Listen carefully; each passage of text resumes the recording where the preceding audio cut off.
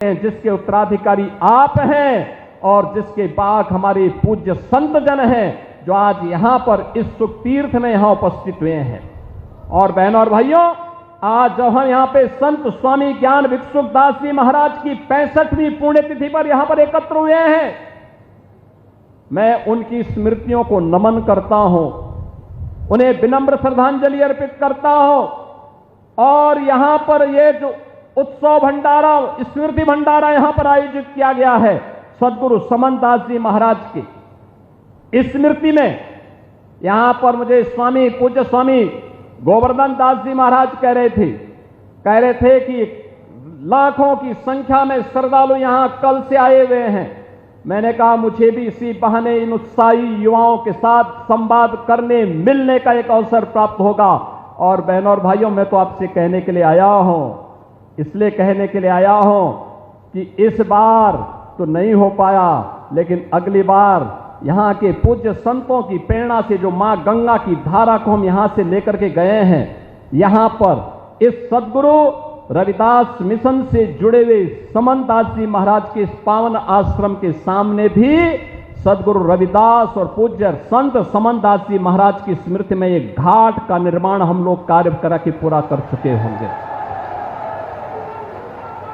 यहां की सड़कों के चौड़ीकरण के कार्य को भी आगे बढ़ाएंगे, जिससे आने वाले आप किसी श्रद्धालु को आने वाले समय में संकट नहीं आएगा। आराम से पार्किंग की व्यवस्था दी जाएगी और पार्किंग की व्यवस्था के साथ साथ यहां के सुंदरीकरण के कार्य को आगे बढ़ाना, सत्संग सभागार की स्थापना करने का कार्य भी यहां पर हम लोग आगे बढ़ाएंगे, जिससे आने वाले समय में आने वाले श्रद्धालु को सम विषम परिस्थितियों में किसी भी प्रकार की समस्या का सामना न करना पड़े। बहनों और भाइयों, जब अच्छी सरकार आती है और पूज्य संतों का मार्गदर्शन मिलता है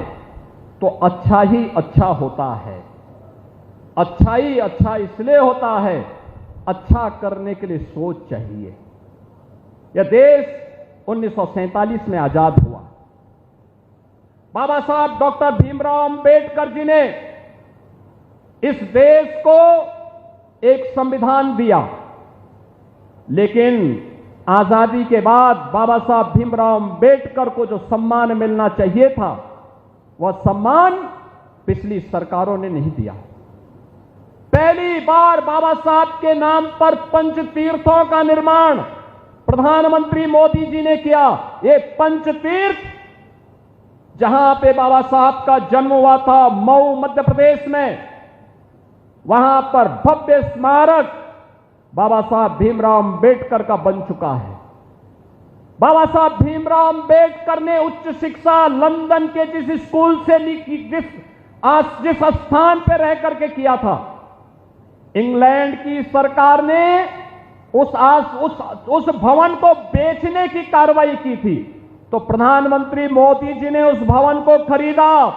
और खरीदने के बाद यह व्यवस्था की कि भारत के अनुसूचित जाति जनजाति के छात्रों के लिए जो उच्च शिक्षा के लिए विदेशों में जाना चाहेंगे, इंग्लैंड में जाना चाहेंगे,